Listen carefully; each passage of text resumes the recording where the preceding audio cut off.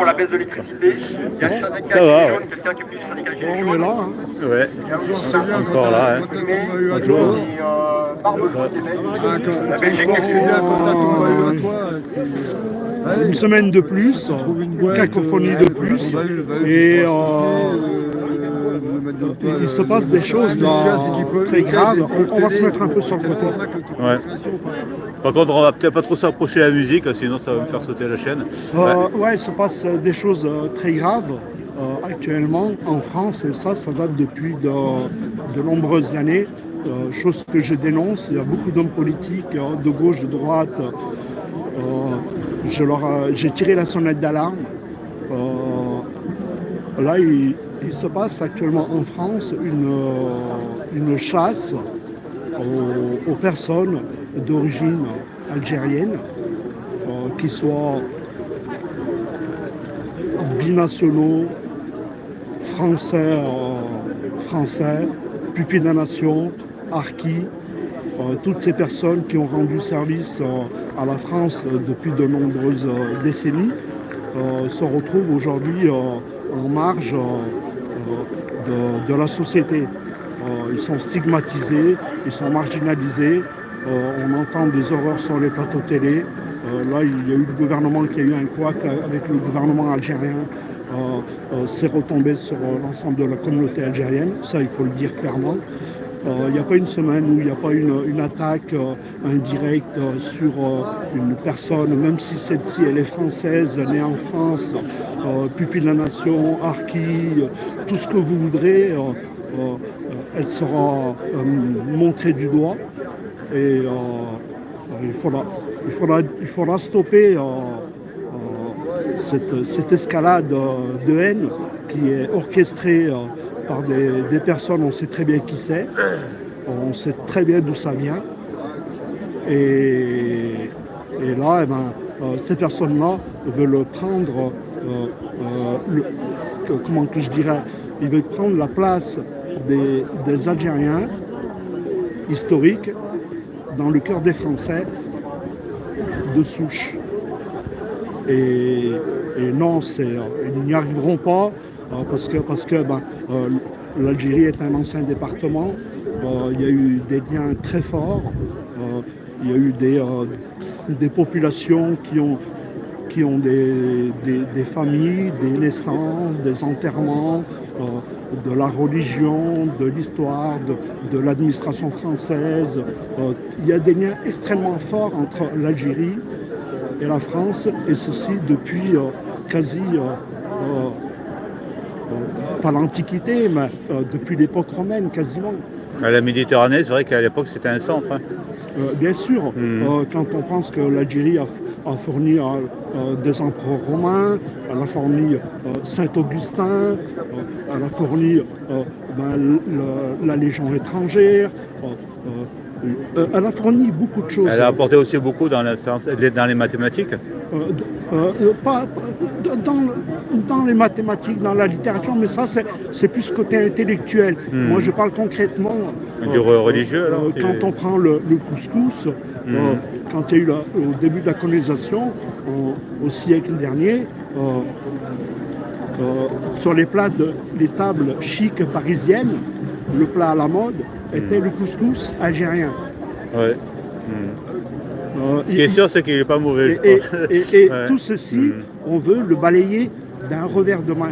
Tout ce passé-là, on veut le balayer d'un revers de main. Ouais. Et c'est malsain. L'histoire donnera raison à la vérité.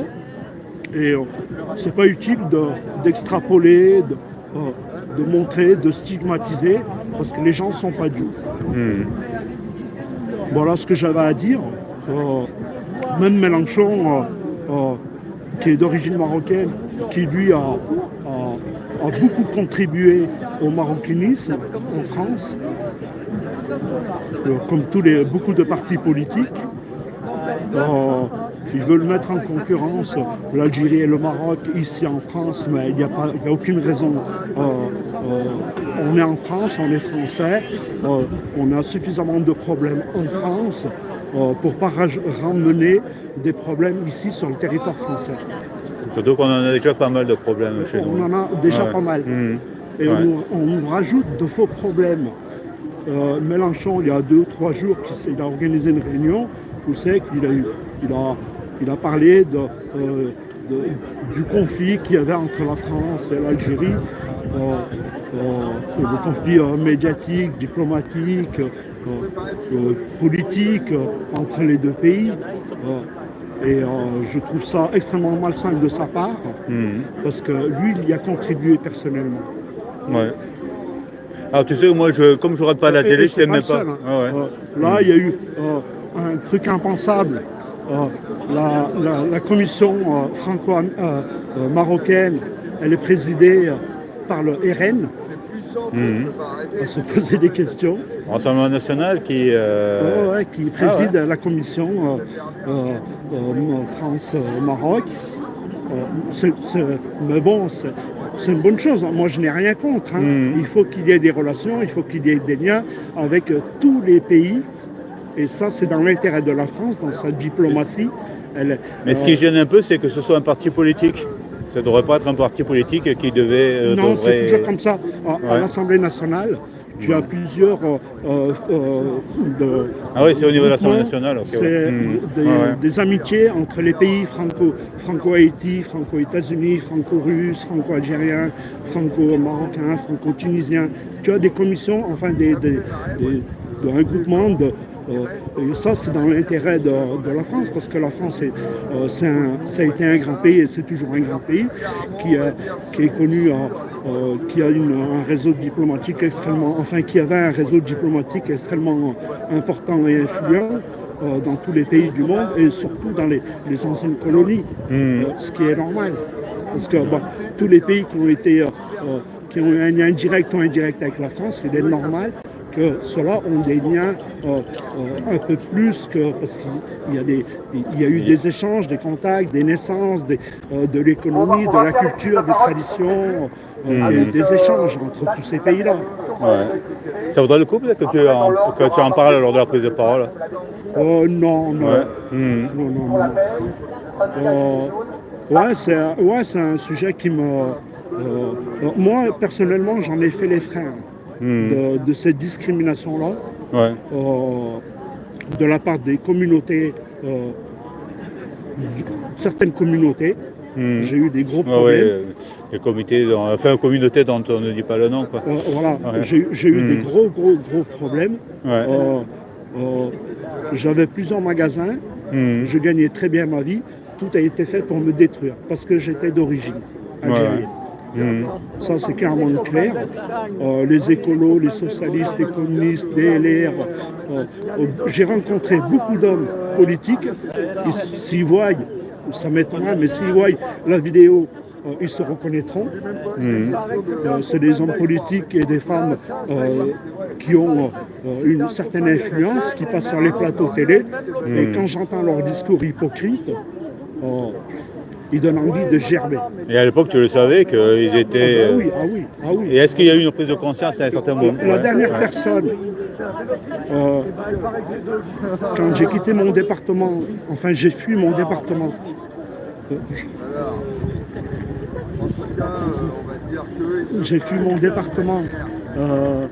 du Puy-en-Velay. La dernière personne que j'ai rencontrée, c'est Laurent Wauquiez. Je lui ai dit, je ne reste pas dans le département, l'administration, elle est trop raciste.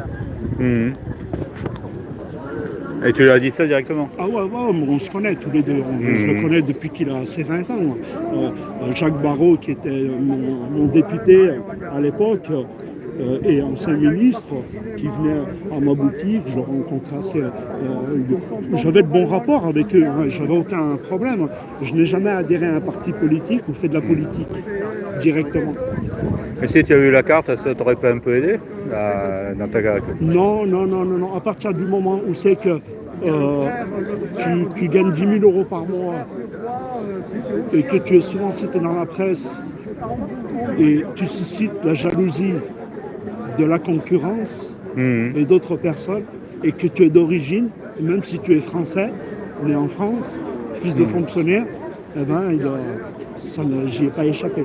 Ouais. Ouais, c'est vrai que si on cherche déjà parmi les plus grosses fortunes françaises, ils ne sont pas d'origine, quoi. Ils sont tous... Il y a des personnes qui sont fortunées, qui sont d'origine, qui ont bien réussi. Moi, pour ma part, dans le domaine de la boulangerie, qui était mon secteur d'activité, revoir et corriger la baguette française, ça a dérangé beaucoup de monde. Ah, c'est vrai que c'est dommage, hein, parce que j'aurais sûrement pu apporter quelque chose, quoi. Ah ben, je vais partir dans ma tombe avec plein de secrets de fabrication. Si aujourd'hui vous avez une baguette à teneur réduite en sel, c'est moi qui en suis à l'origine. Ouais. Il y a plus de 25 ans, 30 ans, à l'époque, Jacques Barrot, qui était ministre des Affaires sanitaires sociales, je lui ai dit, voilà, monsieur le ministre, nous les boulangers, on est à la base de notre alimentation et on a une bombe à retardement. Notre pain qu'on fournit au quotidien, qui est notre alimentation de base, à l'époque, il était chargé en sel, dépourvu de fibres, de minéraux, de vitamines, et chargé en additifs, en agents techniques. Ouais. Et c'est ce qu'on consomme au quotidien.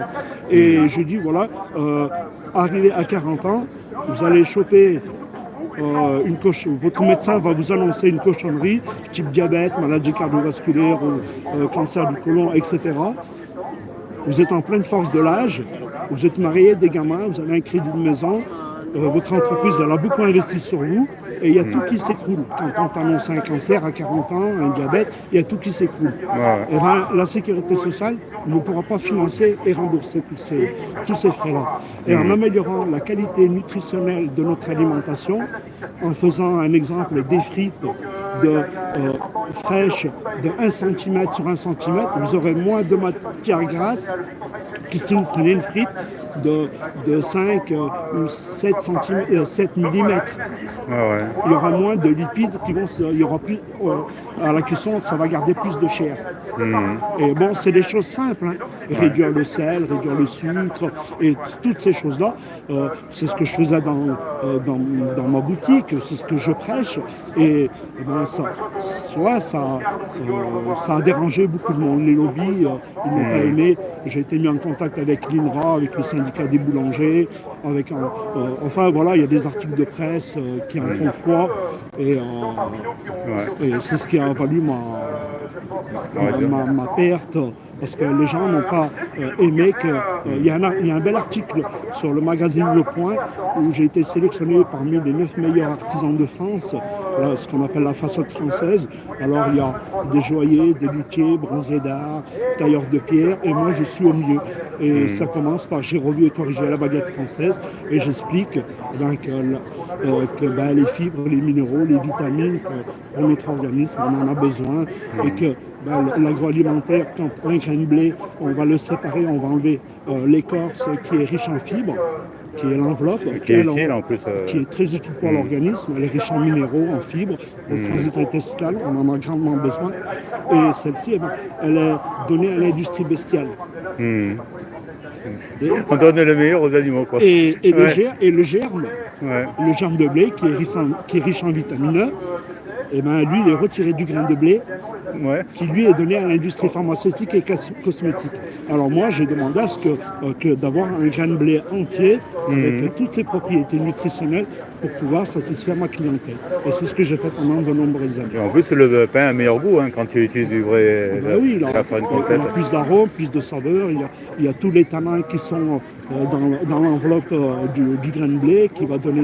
Même quand tu mâches, tu vois, tu as une sensation différente. C'est pas... Ben oui, c'est une autre texture, mais bon, c'est tellement plus compliqué et technique de faire du pain avec des fibres, avec l'enveloppe, un grain de blé complet, qu'un grain de blé qui est raffiné, où c'est qu'on va avoir que la menthe farineuse, où il va plus y avoir de fibres, de minéraux, plus de germes. Et là, c'est beaucoup plus facile à fabriquer du pain.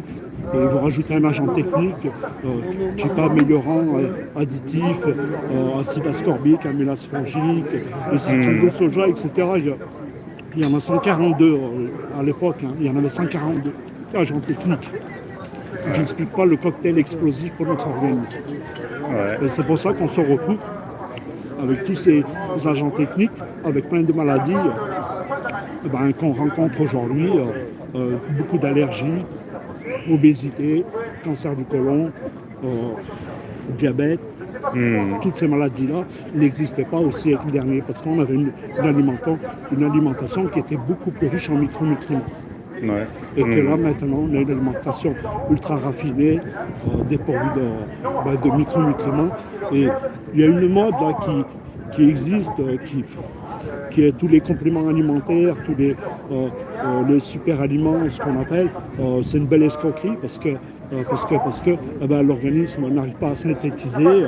C'est à vrai dire notre alimentation, quand on consomme un fruit, il y a une alchimie qui se produit à partir du moment où vous croquez entre la mastication, les glandes salivaires, la salive.